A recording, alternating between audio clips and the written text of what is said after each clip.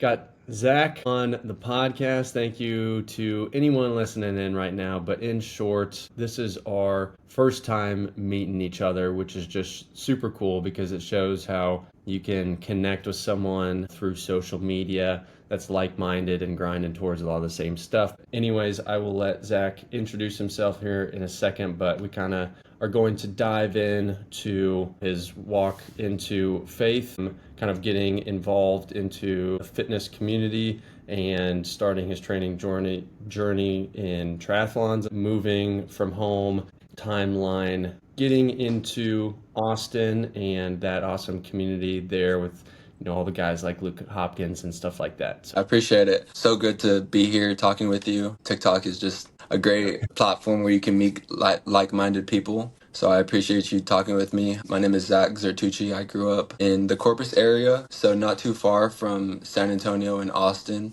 It's about 2.5 hours. Grew up in a small town outside of there, kind of country. I grew up having cows, horses, goats, all that stuff, just running around a ranch. Coming from a small town, there's not really a lot to do. You either stay there and you build a family, work the same job, or you get out and hopefully you go make something of yourself. So luckily I got out. I had the right mindset to get out of there as soon as I could. I went to Texas State my freshman year and kind of partied myself out of that. Went there probably a semester, got sent back home, wasn't making any good grades, just partying my way throughout the whole semester. Went to a smaller college called Texas A&M Kingsville. Met a lot of great people there. Super happy that I went. A lot of friends that I'll have for the rest of my life. 2 of them I actually live with right now. I know that they're going to be lifelong friends for sure. After college, I got a job doing medical device sales. I moved to San Antonio, picked up my bags and moved.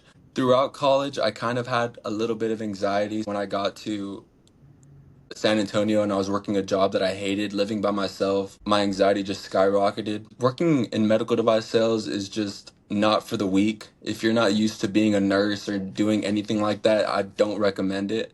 I was just in the OR rooms. I was dealing with oxygen, respiratory stuff, people that need ventilators to actually stay alive. Seeing that every day of my life, just going back to my apartment, my 1-bedroom apartment, just thinking about the stuff. It was just super hard to stay happy in an environment like that.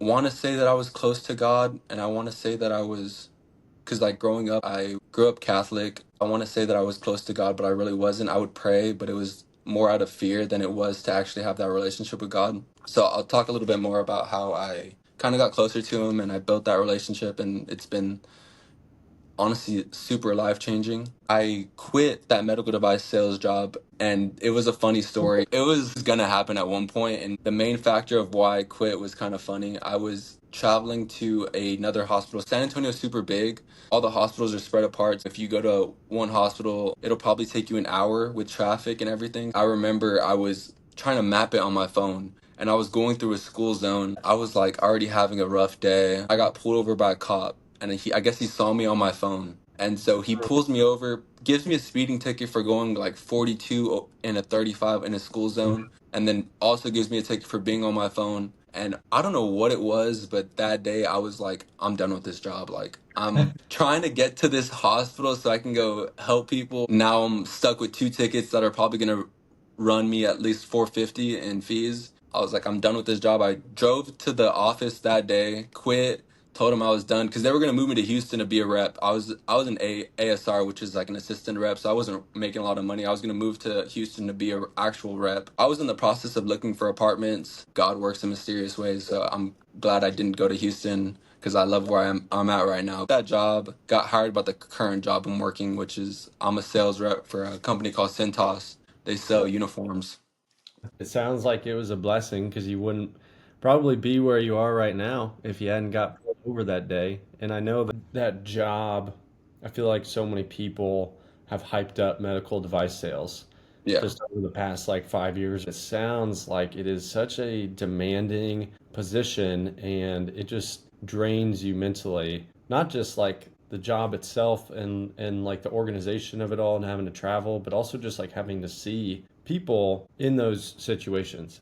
Yeah, I hate seeing people in pain. I hate being surrounded by any negativity. When I'm surrounded by someone who's positive and motivated, that's what gets me going. And so I need yeah, to be in exactly. that environment. I think it just takes a certain type of person to be a doctor or a nurse or whatever it might be. Props to you for doing it at all, but that's definitely a learning experience. You definitely need a different bone in your body, and I just was Yeah. not born with it. Some people are way more talented at seeing stuff like that than going home and pretending it never happened. That just wasn't me. I kept it with me, and it was definitely deteriorating on my mental and my physical health for sure. So you moved to Austin at the Yep. same time as you started this new job? So I started this new job, and probably fast forward 4 or 5 months, I told my boss that I wanted to move to the Austin area. He was kind of pissed because he's the one that brought me on and trained me and stuff like that. But I knew I wanted to be in Austin. A bunch of my current roommates reached out to me, and we all knew we wanted to move to Austin. Two of them, actually three of them, they have a social media marketing company, so they can work wherever. They're pretty remote. They do well. And then one of my other roommates, he just graduated from college. He wanted to move to Austin as well. We all got together, got a house here. I am currently in the Hyde Park area, so about 5 minutes from campus, 10 minutes from downtown. The most notable spots are either downtown or the Domain, which is basically a Okay. shopping area where the Austin FC games are. Okay. I would say either downtown because that's where you have the trails. I'm not sure if you've seen like videos of people running by the skyline where you can see all of Lady Bird Lake. Anywhere there is where people want to stay. I am honestly moving out of this place and moving up more north because I haven't drank alcohol since December. I'm actually trying to go the whole year. I haven't any need to go downtown. So I'm moving in with a friend from church and we're moving up north. So I would say just anywhere where you can find some balance of like going out and then also staying locked in. I kind of want to stay away from downtown and all that stuff just so I can focus on myself and focus on triathlon training. I'm moving closer to Lifetime, so I work out at Lifetime a lot. That's where I get most of my swimming done. I definitely feel if you're moving here for the first time, I would say either downtown, get a house because it is super expensive if you're going to be downtown, meet some friends, try on Facebook because I know Facebook is very good for finding roommates, people just wanting to come to Austin. You'll probably pay about 1,000 to 1,200 in rent. Y'all get a three or four bedroom house. People move to Dallas. I feel like it just depends on where you go. If you go to the fancy spots, it's going to be expensive. It's crazy expensive. One of my buddies, he's paying 6 grand a month for a two-bedroom because he wants to have like his own home office.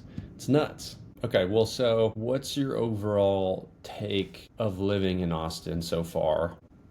I know going to Lifetime, training, everything. What does that kind of look like for you for the rest of 2025? Moving to Austin has honestly been, I want to backtrack to me moving here because whenever I was going through all that anxiety in San Antonio, I thought moving to Austin was like the key. Like I was going to move to Austin, it was all going to change. Things were going to be different. New city, new goals, all this stuff was going to be amazing. So I got here and it was the same stuff. I was working a different job. I was doing the same things, going out on the weekends, having anxiety during the week.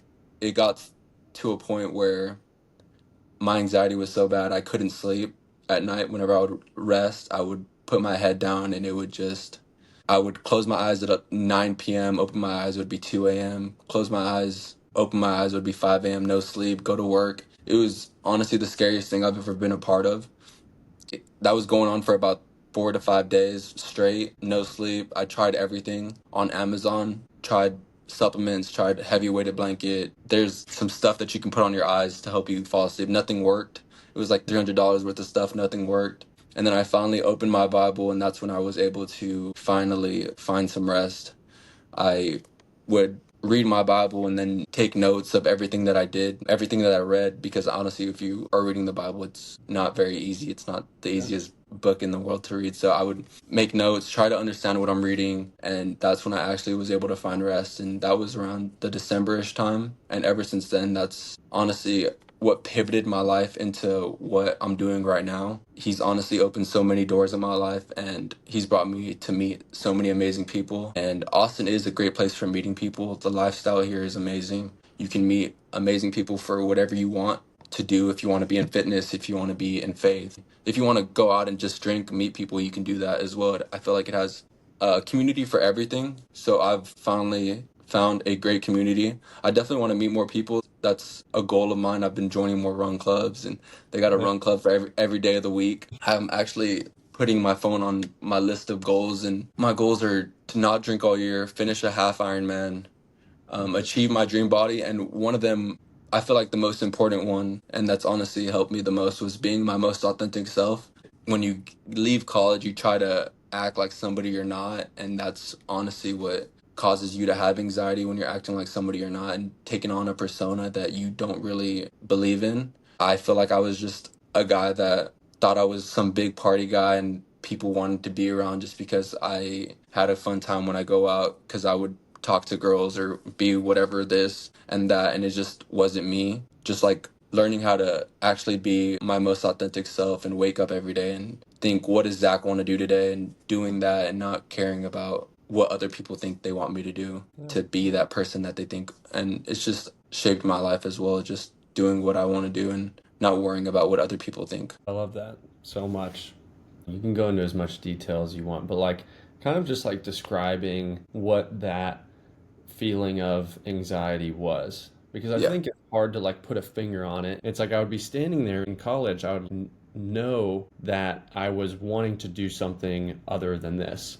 That's what everybody was doing. I didn't realize it, but that's anxiety. And then being in work, I could go into a lot of detail with work and being at the office at 2 a.m. on a Saturday morning and being, what am I doing with my life? Same thing. Realizing that you could be out there doing more with your life, creating something. And a big one, like with social media, like creating more than you consume. I think a lot of people that Yeah. just like consume and see other people doing all this stuff, and then they're like, wait, I haven't done anything myself. That builds anxiety too. I think those were all kind of my experiences that I've now been able to like identify. That's what it looks like. I can avoid it, but through faith, there's so many things that are helpful. But anyway, Of course, there's anxiety with everything. I think anxiety is just overthinking. There's different types of overthinking that you can come to, but mine was more health related. So I would always think the worst. I was like a hypochondriac, just had crippling anxiety, thinking that when you are dealing with anxiety, it can tell you the worst things in your, like the worst possible situations, and it's just you versus you. I've been in like the worst possible mindsets, to where I don't even want to get out of my bed, just because I feel like I'm not going to be on this earth for X amount of time. I would think that my grandpa had a stroke. My mind would tell me that you're going to have a stroke. Why are you going to go work out or do all these things that you want to think you want to do? My dad has high blood pressure. I would just think that I was going to have high blood pressure. Just like putting like crazy situations in my head, to where I can't do the things that I want to do, and it would just keep me from being the person that I wanted to be. If you deal with health related anxiety, even just like driving, I was stuck whenever I was doing medical device sales. I would be in the car all the time, so you're just stuck in your head the whole time. Didn't want to go work out, no motivation to do anything of that sort. Just I would always think that I was having heart palpitations, gonna have a heart attack. Wouldn't want to eat. Sometimes there was days where I thought I was gonna choke on my food. I would eat, and my mind would tell me like, you're not going to be able to get this food down. It would get stuck in my throat. It's just like horrible things that my mind was telling me. It feels like it's never going to go away. Like, I would try therapy. I tried actually sitting down with someone, and I never got to the root cause of anything. Never seemed to help. I was honestly going to hop on medication, because it felt like it was just going to keep getting worse. And then that's whenever the insomnia stuff came about. I didn't know it could get worse than not being able to eat, but insomnia was it.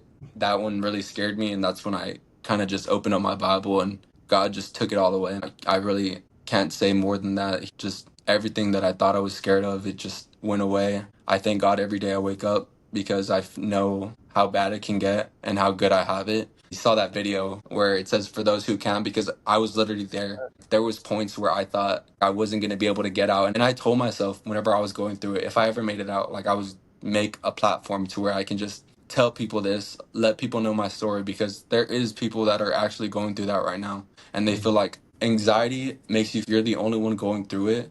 It's just so specific to you, to where nobody else is going to know what you're feeling. Nobody else is going to know how to give you the answers, and you're just stuck in this, and you're never going to get out. It's horrible. And I just want to let people know that there is an answer, and it is God, and he is there for you, and he's just waiting, and it's all on your timing as well. He's just waiting for you to come home, for sure. That hits hard. That hits really hard. I think it's one of those things where you feel like you're alone journey, and I don't want to compare it to what you went through, but like I went through a really hard breakup last year, and I Yep. was just so in my head overthinking, and it took me a couple months to realize so many different things in that time period. It felt like nobody understood what I was going through. I would have conversations with so many different people and give it time. Like time heals everything. You'll see things that you didn't realize before, and it'll be the best outcome. You'll meet the love of your life after. And it's like, okay, I'm sitting here now. I couldn't be happier with my Yeah. girlfriend. You make it out. You do. And it's like that couldn't be further from the truth. Like God will present something so much better on the other side of that wall that you're kind of like building up for yourself. How do you get past that wall? I think that's Yeah. what people need. For me, so much of getting out of that was meeting my current girlfriend, Emily, and going to church. And that completely changed my life off of you needing to feel like you have to have it figured out or you have to like fix some problem like with Yeah. yourself because it's not in your hands. You just got to let go and just trust in him, and that's all it is. But Exactly. anyway, thank you for sharing that because that hits so deep, and I think that anyone that might be listening just trust that with time and trusting that God can. Looking back, I honestly feel for that guy, that me, a couple months, maybe 2 or 3 years ago. I feel for that guy, but I wouldn't change a thing. I think whatever we're going through at that moment in time is what we're supposed to be going through. He's putting us through these valleys, and it's so hard to see that light at the end of the tunnel whenever you're going through it, but it's there. You're gonna get out eventually, and just being on the other side of that tunnel and realizing what God has brought you through just shows you what you can, where God has brought you, and just shows you what you can actually get through, and it just motivates you to keep going, to keep pushing, to keep reaching goals, to keep doing things that you thought were never possible. I just feel like everything that we go through, it's all on God's timing, and it's all for a reason. I do want to note that one thing I did, like when I was kind of going through all that, was I completely went off of social media because I was thinking that was a big part of it. Tried doing therapy a couple times, a month or two that I was like down bad, just like trying to figure out life. I went off social media, and I think that was an awesome break to get off. But the thing that got me back was one, being in Dallas and going to run club, working out with guys like every single day. I made it like a point to like meet up with a different guy every single day of the week and do a workout together. Just getting back into doing what I love to do, being involved in fitness, grinding towards something and having motivated positive outlook on life instead of being in the hole and overthinking everything and then talking about it through therapy. Like you said, I kind of feel for that guy, but talking about it will not solve your problems. You need to get out and live the life that you want to live. We're super open about this, but I met my girlfriend on Hinge. Like just going on Hinge, and we met after a week. I matched with a handful of girls, found her, took her on a date, and we've been dating for 9 months now. So I think my Hinge story is a little different, but probably like 2 week period where I just started doing what I love to do again, connecting with like-minded guys, pushing myself physically, mentally, the evolution of that same kind of thing for guys that kind of go through a hard period and get out, but I'm sure it's similar for a lot of people. Just 100%. find Yeah.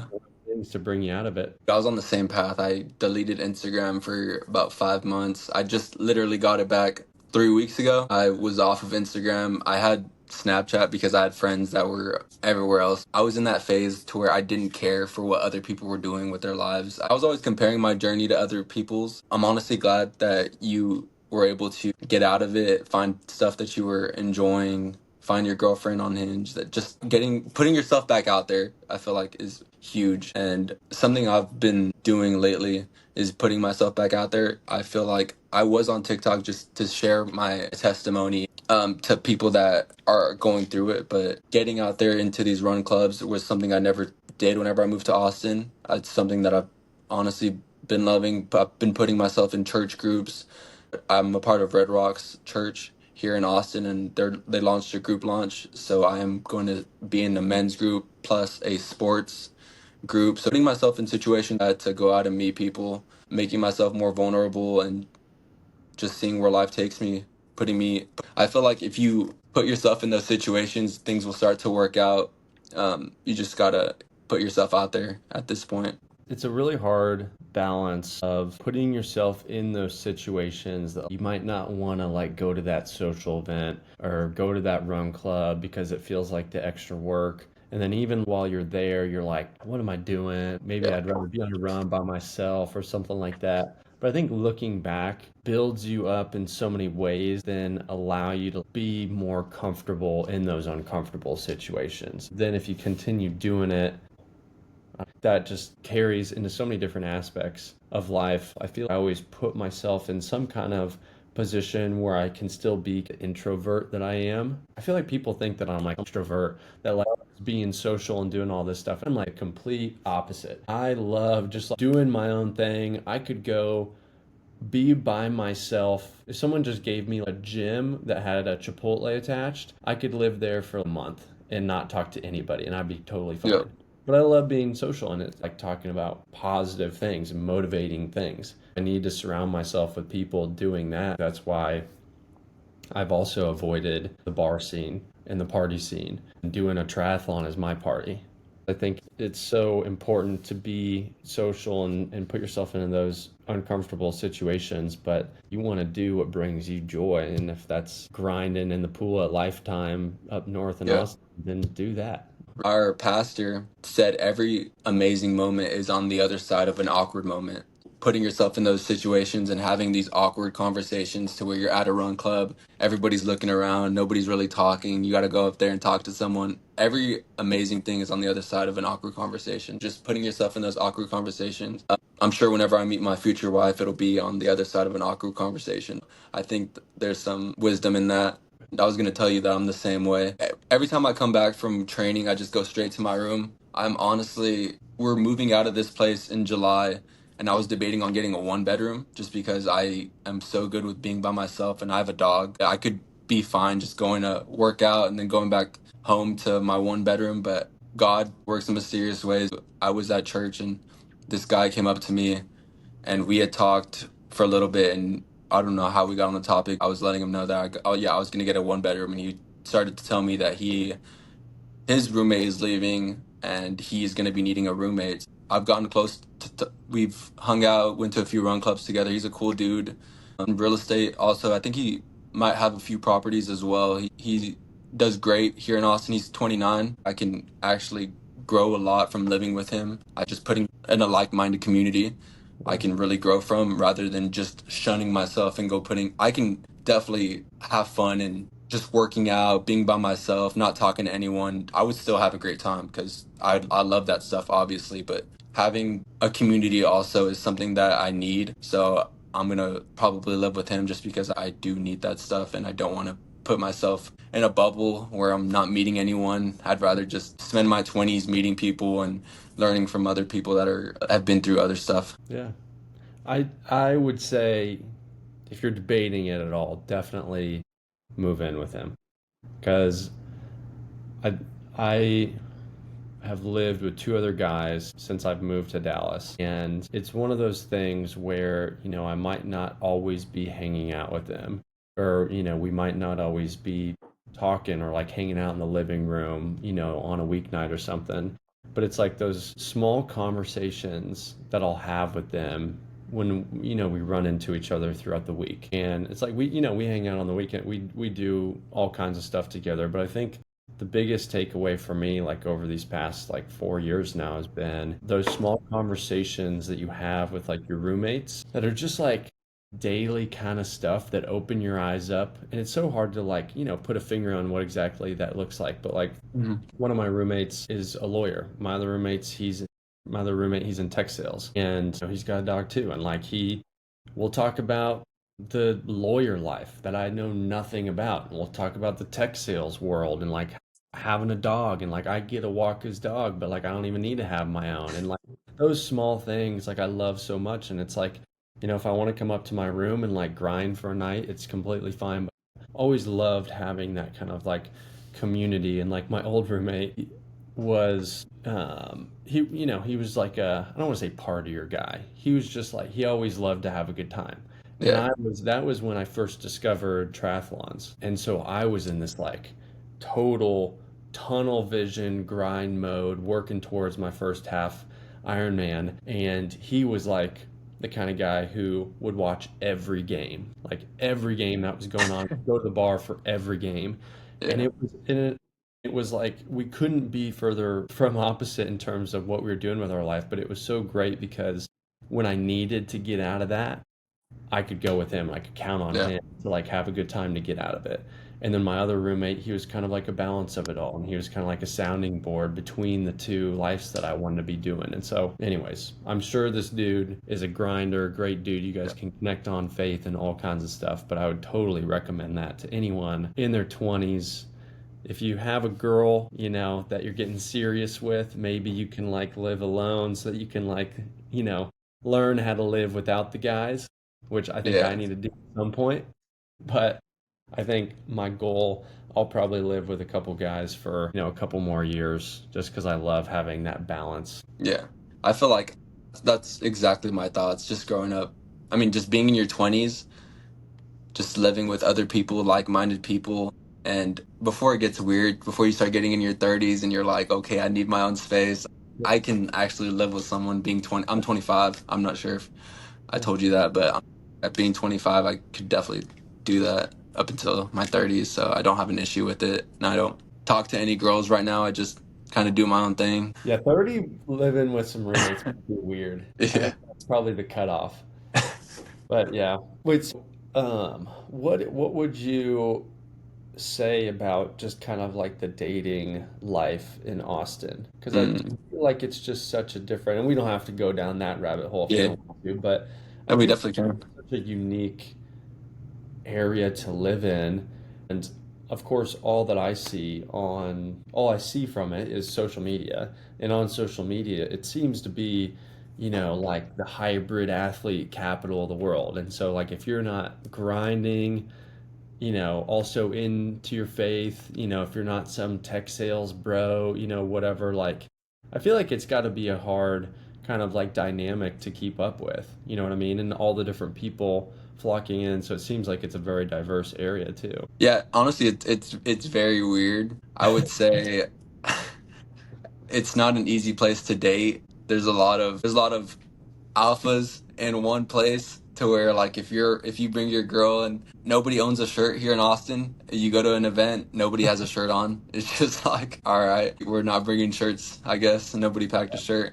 But I mean, it's cool. You meet a lot of great girls and there's a lot of guys that you can meet. But for the dating scene, I feel like it's a big city, but it's super small. Like if you know a couple people, they probably talk to this girl or things of that sort. So I don't really care to meet anyone right now. If it happens organically, but I'm not going out of my way like on a hinge right now. I've tried it. I've definitely tried it. I've been there and it's just hasn't worked here in Austin. There's girls that are just looking for not what I'm looking for.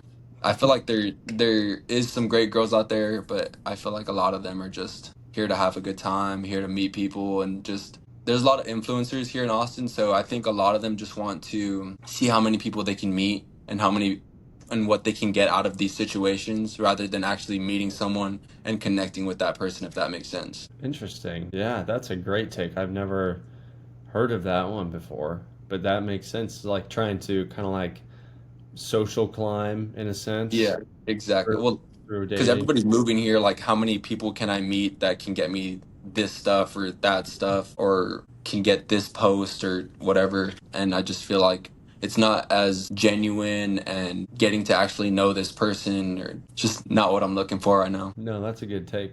I like what you're doing. I mean, I think I had a conversation with one of my friends a couple weeks ago, and it was just mainly about like he was, grinding for some fitness stuff that he was working on. Wasn't drinking, was super locked in, wasn't going out on the weekends, all that stuff, and was talking to a girl, like I don't know if you would consider them like dating, but pretty much dating. And then they broke up and he just like immediately shifted and started going out to the bars going and partying and all this stuff. And I never want to give unsolicited advice, but like that was the first time I ever really said something to him. And I was like, hey, I noticed that you kind of like shifted your routine. And I am in no place to give dating advice. Like I've had different girlfriends. Actually, I tell my girlfriend, you're the only girl I've ever dated. But I've had some experience, and I think one of the biggest things that I've learned is like you can't change your routine to please someone else.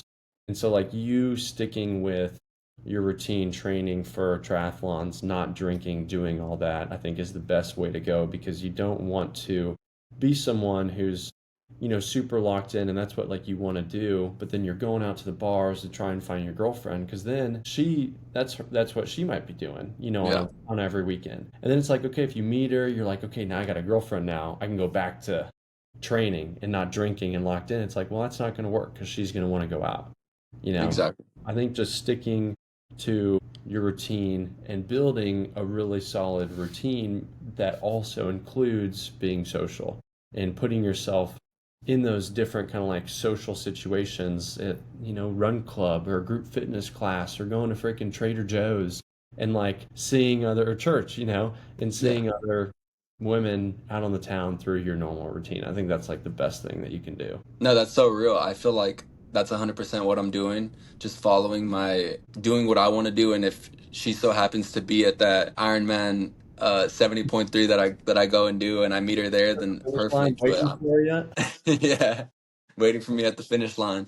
Yeah. But no, that's real, and I feel like a lot of our generation, and I was a victim of it too, just like instant gratification, just going on Hinge and matching with 10 girls and talking to them and just always having someone to talk to. I just was doing that, and it's just not worth it. You have like four or five girls that you're texting trying to get to know, and it's just lacking that actual connection that you can have with one. So it's just a waste of time. I feel like I'm just not at that point in my life anymore, and I definitely just want to have a genuine connection with someone. And another thing that my pastor said was if you are talking to like four or five girls, then when you actually meet this one girl and she's not responding to you in that time that you are expecting a text, and you're not used to only talking to one person, are you going to go out and go reach out to all these other girls? And there's so many other social medias to get attention from, and we're just stuck in a bad generation of just wanting instant gratification, wanting a text in 30 seconds, a minute, and when we don't get that, we go and find it on another app, or we go and find it on, you know what I mean?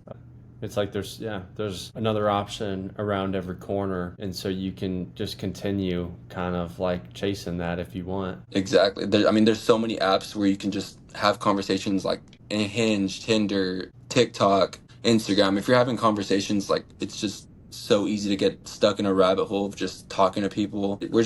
We lose that connection of actually meeting someone in person. And that's honestly what I'm trying to get back to. I suck at talking to girls in person. So just trying to get out of my comfort zone and trying to go meet someone. Man, I think I was just so like dumb when I got on Hinge. I didn't know how it worked. I didn't know that people had conversations. I'd never used a dating app before I downloaded it last summer. And so like when I messaged Emily, like after we matched, I made a reservation for dinner and I Hmm. was like, Bowen House, 7 p.m. Tuesday night, does that work? And she was like, yeah. And I was like, okay, where can I pick you up? And she sent her address. That was it. That was the only conversation we had. I wasn't like messaging anybody. Yeah. I didn't know that that was like a thing that you like were supposed to like message. So I think I kind of like unknowingly avoided Yeah. that whole like cycle that people get stuck in messaging because I can see where that would just be not healthy, you know. 100. No, But yeah, I'm glad you were able to find your girlfriend on there. That's yeah, huge. They yeah. should like sponsor you or something. Dude, I'm not even kidding.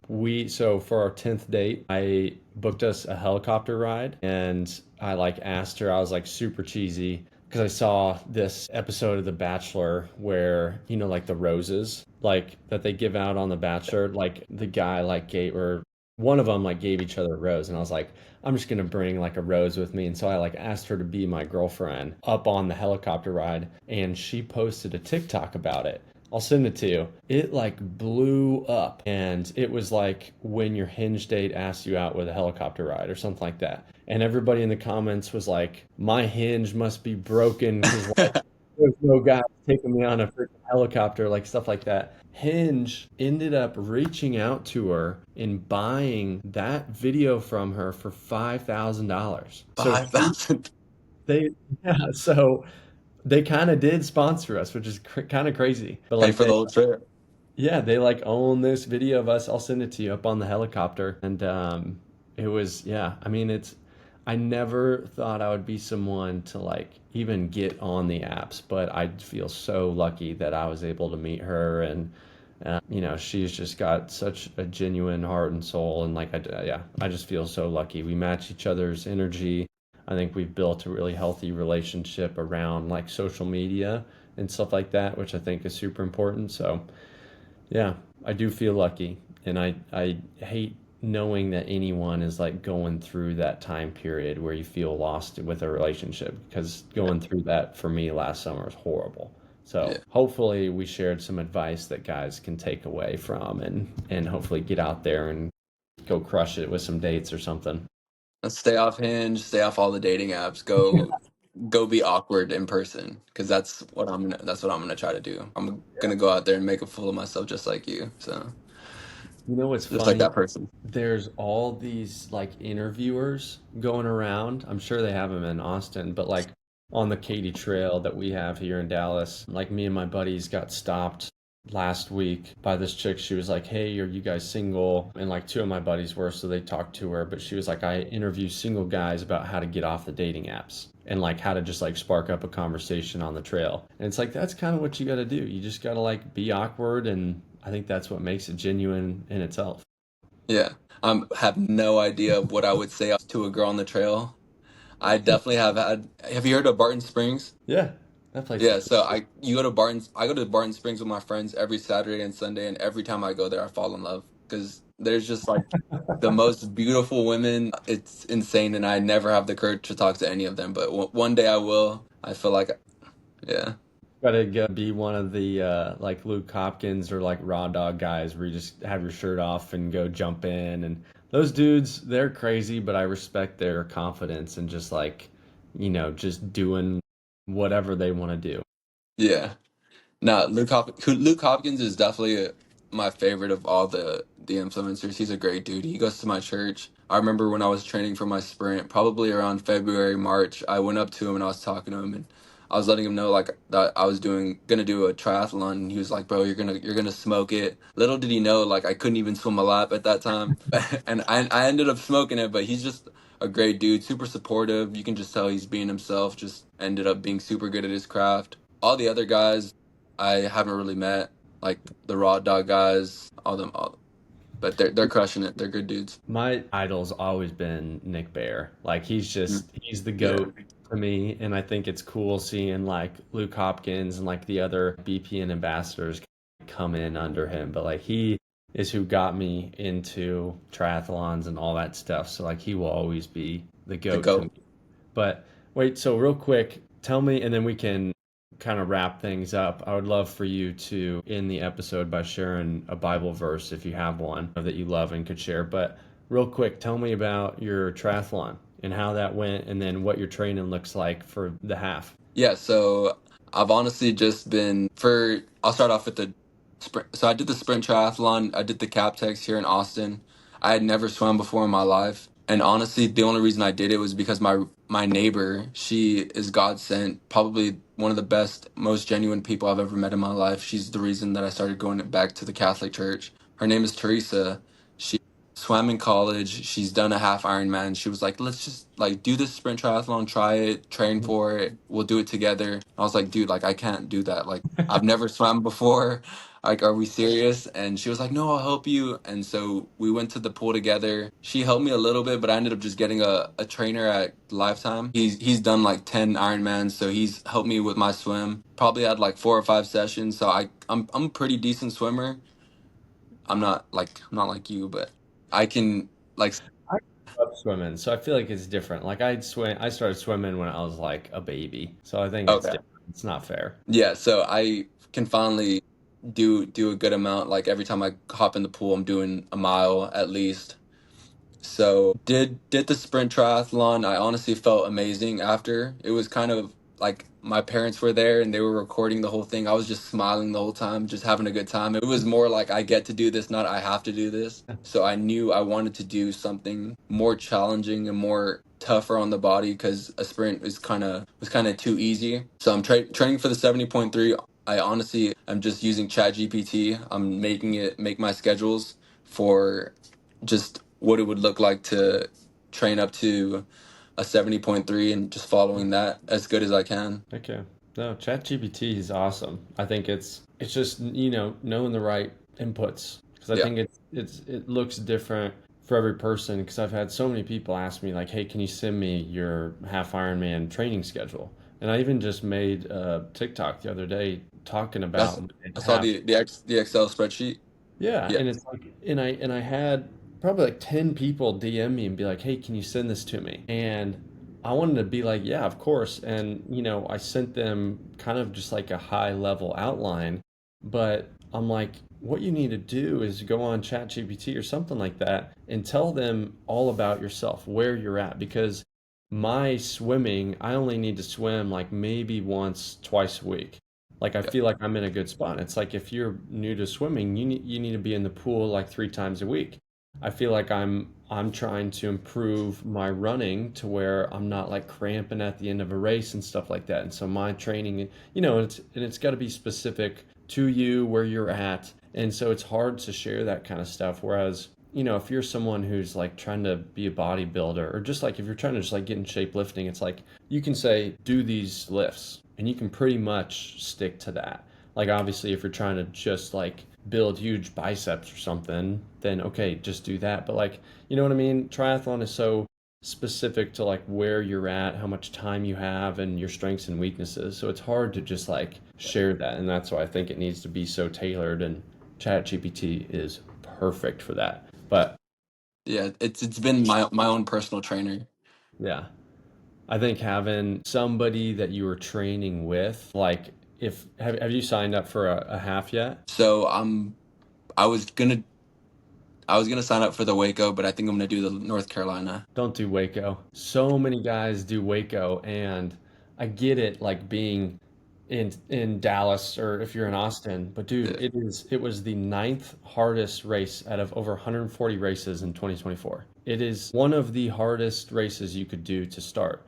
And like while that's great if you can do it, it's just like there's so many other cooler places you can Yeah, go. exactly. Like there's so many other cool courses. If you have any interest in just going super fast, you should look at Augusta in Georgia. The area is not the coolest. Like, I don't know if you've heard, but like Augusta, Georgia isn't that cool. Like, they have the Masters there, and that's like about it. Yeah. But Augusta is super fast. It's into September. Would highly suggest that race. But overall, I would just, no matter what, make sure you sign up with somebody else. And I would even maybe join you for one because I want to do another half before my full on November 1st. So I would maybe even join you, but I want to do a fast one, not Waco. Yeah. Yeah, I've heard some horror stories about Waco actually. My roommate, we were at Barton Springs and Luke Hopkins was there and he's the one that told him like don't do because it's super hot also Yeah. in Waco. Oh yeah. So yeah, I've just heard horror stories about. So that's why I was thinking North Carolina, but North Carolina is on October 25th, which Okay. might be way too close to your full. I'm flying. Sorry, I'm actually driving now. I'm driving down to Florida on the 25th actually to Is go it's in Florida? to yeah, it's Panama City Beach. Is this I your first full? yeah, for the full. But is this your first full? Yeah. This is gonna be the first, yeah, first big one, but I'm so ready. I feel like I could have done it last year for sure. I was like, right, I could have done it in 2023. I just had some other stuff that I wanted to do. I wanted to do longer distances than the full for each individual. So like I wanted to do a really long swim, bike, and run. So I did like a couple ultras. I did a really long like 200-mile bike. Like I just wanted to do other stuff to be like, okay, when I'm out there and I'm grinding on the bike, I can tell myself like you've done way longer than this. So when you pair it with a marathon, okay, I know that I've ran way longer than this. And I just wanted to have it because I'm so like in my head about stuff. And so I wanted to like position myself well for the full first. So I could go out there and have it be like easier on me mentally. But I'm also just weird like that. So So you just want to make sure that you're well trained for the stuff. I get it. No, yeah, 100%. yeah. But yeah, man. Well, okay. Let's if you have a verse off the top of your head, or if you want to like pull out your Bible or something, but would love for you to share a verse, and then we can just kind of sign off and go from there. No, so one that's stuck with me throughout. Maybe I'll get it tatted for my first tat. I absolutely love this verse, and it's been the staple to my whole life. Romans 8:18. The pain you are feeling can't compare to the joy that is coming. So that is so real. Like I said, when you're going through the tunnel, it feels like there's no end, and it feels like you're the only person going through it. Nobody else is gonna understand. Your mom's not gonna understand. Your friends, feels like it's only you in that situation. When you actually get out of it, you realize how beautiful life is, all the joy that you can experience, all the great things that life has to offer. And it's what's got me out of this, and it's what's going to propel me into whatever I'm going to do in the rest of my career for sure. Dude, that's so awesome. I love that. So I just last night found an audio to put as like the podcast. You know how like everyone has like a an intro audio? The audio is literally it goes Romans 8:18. The pain you're going through like I'll send it Yeah. to you for this. That is like the intro and I was like, okay, I can maybe change this or like find something, different, but I'll send you it and like that's what I was going to use literally for like the intro for this podcast, like the whole series. I'll send it to you. It is so I, cool. I think I've heard I think it's a guy saying it, right? Yeah. I feel like Yeah, I've yeah. seen that video. He's like in an interview and they ask Yeah. him about a verse. Yeah, I've seen Yeah. that. Yeah. And I just think it was quick, and then like the kind of the music that they put over it is just perfect, and it kind of leads into like a super hype like intro song, and then I just felt like it would match up nicely. But anyways, that's so cool. I love it. So thank you for joining. This was so cool getting to talk with you and hear about everything. But yeah, look forward to connecting again, and I'll continue following your journey. I'll make sure and put all your socials in the show notes. But yeah, thanks for coming on. I appreciate you having me, bro. I love seeing your journey over there in Dallas. Hopefully I can. My brother lives in Fort Worth, so whenever I'm up there, I'll definitely hit you up. Heck yeah. Hope you crush your full. Thank you. That's big time. All right. Thank you, brother.